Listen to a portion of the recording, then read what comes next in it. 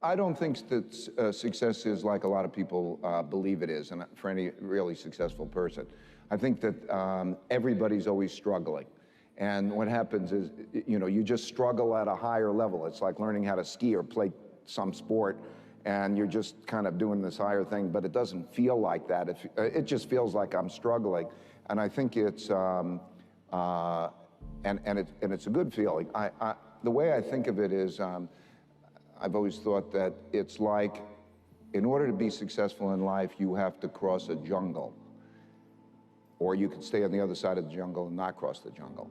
But if you choose to cross the jungle has all sorts of things that can do you harm and bite you and everything along those lines. And so the best way to do that is to go into that with people who can see things differently and watch themselves and struggle to make it to the other side. And then what I've discovered along the way is that it's always a struggle, and I enjoy being in the jungle. I don't want to get to the underside. I don't want to get out. So that's what it feels like to me. Then what's your advice to these small business founders today? Work hard. You're going to need some luck, but the harder you work, the luckier you get. And if it doesn't work out, that's not the end of the world. I just don't have anything in common with people that sit there and say, oh my God, it was terrible. It was terrible. It's water over the dam, under the bridge. Get on with it and start another business the next day or another career. And be honest, look in a mirror and say, why didn't it work out? Well, it wasn't the skill set, or I didn't have the temperament for it, or I was in the wrong place, wrong time. Maybe I can afford to do it again, maybe I can't. But people aren't honest with themselves. What I've always done is I've taken a yellow pad, I draw a line down the middle, write out the pros on one side, the cons on another, in a sense that if I let you see it, you wouldn't laugh at me.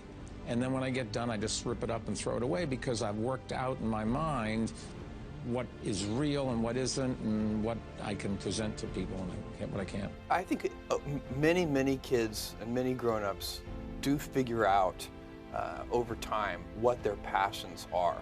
And sometimes we let I don't think it's that hard. I think what happens though sometimes is that we let our intellectual selves overrule those passions. And so that's what needs to be guarded against. Kids are very good about knowing what their passions are. Being young and trying things, you're so naive and you don't know any better. All you do is learn. And if you fail, it doesn't matter. And so whether I was 9, 10, 12, 16, 21, the failures were irrelevant. And whether you're 9, 12, 16, 21, 22, 24, I'm sleeping on the couch. I have a car with a hole in the floorboard. I'm living like a bum and like a student. And so what did I have to lose? And so I think that influenced me as much as anything. So it was, my dad was like, go for it. Why not? What have you got to lose? You have to sleep on a different couch. So I think that was motivation. It's a gift if you can keep your childlike sense of wonder. And it helps with creativity, it helps to have fun. You laugh more and play more if you keep that childlike sense of wonder. And I think if you believe in what you're doing, many people will tell you, why you're mistaken, why it'll never work. But if you really believe passionately in what you're doing, just keep going, keep pushing on, and until you either succeed or at least you realize that it's just not going to happen. And then if you don't succeed, pick yourself up and try again. And ultimately, if you're that determined, you will succeed in life. And if you don't, you'll have a hell of a lot of fun trying. I don't think that you can invent on behalf of customers unless you're willing to think long term, because a lot of invention doesn't work. If you're going to invent, it means you're going to experiment. You have to think long term. So these three ideas, customer centricity, long-term thinking, and a passion for invention, those go together. That's how we do it. And by the way, we have a lot of fun doing it that way. A lot of times my issue is people are not setting goals that will be something that somebody who becomes rich or could do anything. You got to be excited about working on that for 10 years. So you got to have a big enough goal that you attract the best people and you retain them and you keep them focused. And then in my experience, you don't go wrong. Maybe you don't hit it next year, Or maybe you fail entirely and you discover something more exciting to work on with the same set of people. Do something you're very passionate about, and don't try to chase what is kind of the hot passion of the day. I think we actually saw this, I think you see it all over the place in many different contexts, but I think we saw it in the internet world quite a bit, where, you know, at the sort of peak of the sort of internet, you know, mania in, say, 1999, you found people who were, you know, very passionate about something. They kind of left that job and decided, I'm going to, you know, do something in the internet, because it's, you know, it was almost like the, you know, the 1849 gold rush in a way. I mean, you find that people, if you go back and study the history of the 1849 gold rush, you find that, you know, at that time, everybody who was within shouting distance of California was, you know, they might have been a doctor, but they quit being a doctor and they started panning for gold. And that almost never works. And even if it does work, you know, according to some metric, financial success or whatever it might be, I suspect it leaves you ultimately unsatisfied. So you really need to be very clear with yourself. And I think one of the best ways to do that is this notion of projecting yourself forward to age 80, looking back on your life and trying to make sure you've minimized the number of regrets you have. That works for career decisions. It works for family decisions. You know, do you want? I have a 14-month-old son, and it's very easy for me to, if I think about myself when I'm 80, I know I want to watch that little guy grow up. And so I don't want to be 80 and think, shoot, you know, I missed that whole thing and I don't have the kind of relationship with my son that I wished I had, and so on and so on. So if you think about that, so I guess another thing that I would recommend to people is that they always take a long-term point of view. And I think this is something about which there's a lot of controversy. You know, there's a you know, a lot of people, and I'm just not one of them, believe that you should live for the now. I think what you do is you think about the great expanse of time ahead of you and try to make sure that you're planning for that in a way that's going to leave you ultimately satisfied. So this is just this is the way it works for me. And I mean, everybody needs to find that for themselves. So I think there are a lot of paths to satisfaction, and you need to find one that works for you. I remember asking my dad to, I wanted new basketball shoes because I was a basketball junkie back then. He's like, well, your shoes work. If you want a new pair of tennis shoes, you have to go out there and get a job. And I'm like, Dad, I'm 12 years old, and it just so happens he was playing poker with his buddies, and one of his buddies was like, well, I got a job for you. I've got these garbage bags that we distribute. You can sell them door to door. I'm like, okay.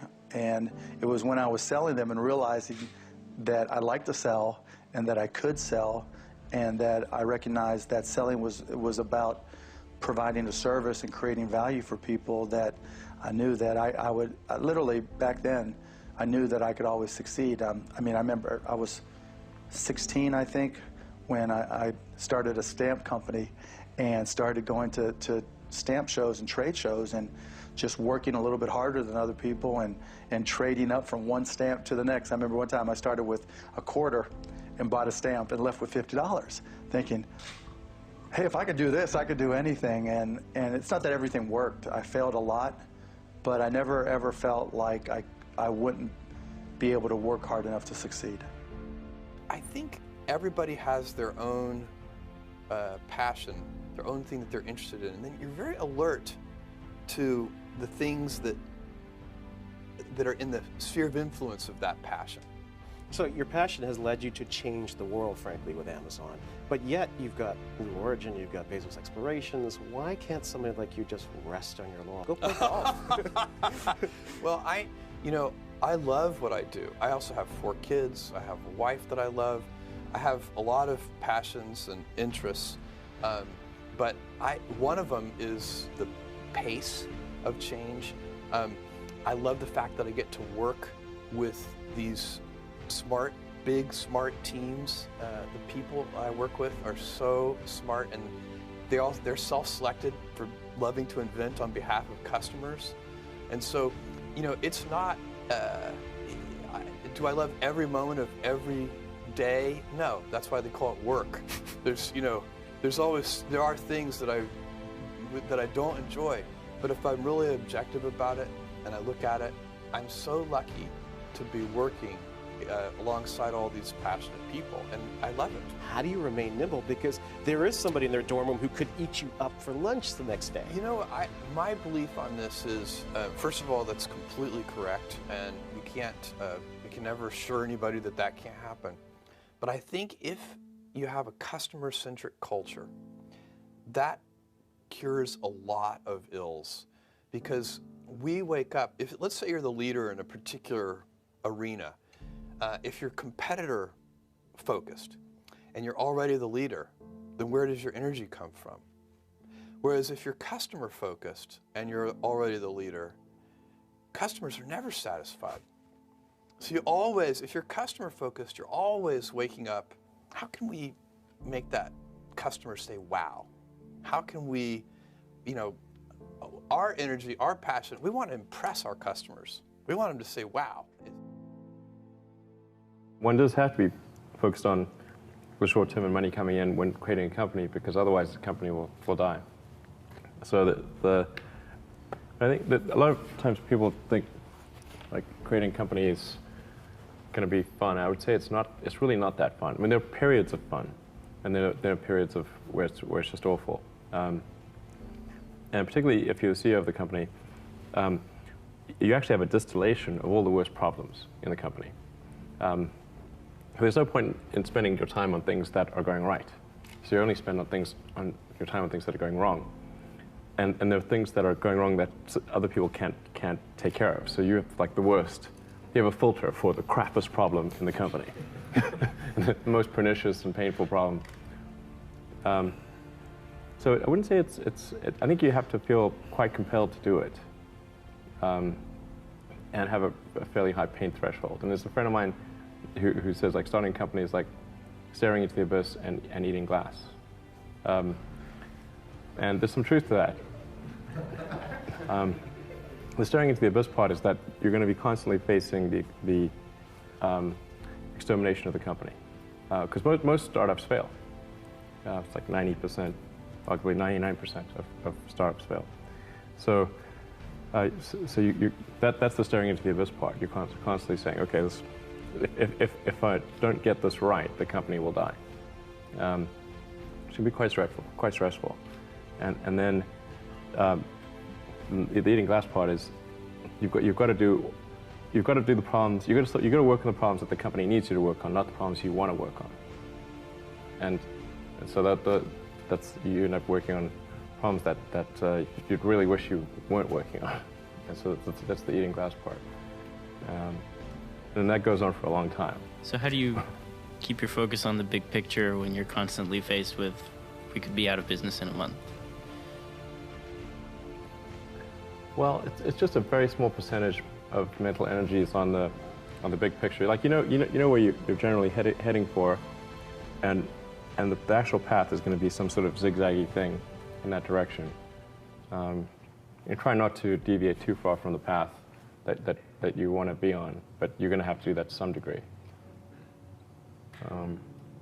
But I don't want to diminish the. I mean, I think the profit motive is a good one if the rules of an industry are properly set up.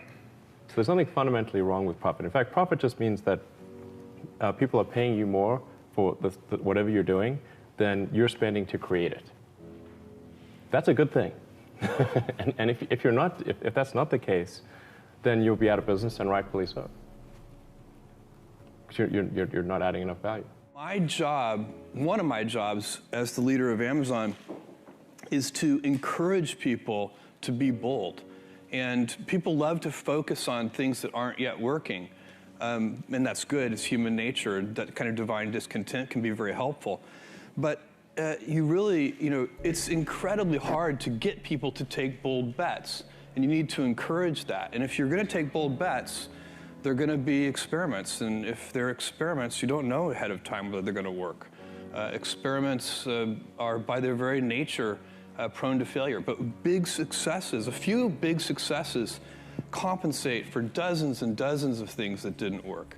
So, you know, bold bets, AWS, Kindle, Amazon Prime, our third-party seller business, all of those things are examples of bold bets that did work, and they pay for a lot of experiments. I've made billions of dollars of failures at Amazon.com, literally billions of dollars of failures. And you know, you might remember Pets.com or Cosmo, or you know, give myself a root canal with no anesthesia very easily. None of those things are fun, but they also, they don't matter. What really matters is companies that don't continue to experiment, companies that don't embrace failure, they eventually get in a desperate position where the only thing they can do is make a kind of Hail Mary bet at the very end of their corporate existence. Whereas companies that are, you know, making bets all along, even, you know, big bets, but not bet the company bets. I don't believe in bet the company bets. That's when you're desperate. That's the last thing you can do. We probably spend less money in marketing than any company our size in the world. We have a tiny marketing department, and everyone says, well, why Oracle's, you know, all about sales and marketing. We are the largest employer of MIT and Caltech engineers in the world. We are the largest employer of Stanford and Harvard and CMU mathematicians in the world. We are overwhelmingly dominated by engineering at Oracle. The idea that we are a sales and marketing company, which people will sometimes write about quite often, is ludicrous on the face of it, because all of our customers who buy Oracle already have it. And if you already have Oracle, there's nothing a salesman can tell you about how great it is to make you buy more. GE already uses it. The Defense Department already uses it. All of our customers, 98% of our sales or more, are to existing Oracle customers. If we don't have the right product, people don't buy more. We will, before the acquisition, we spent $3 billion a year in software engineering. The company is all about engineering. It's the only thing that works.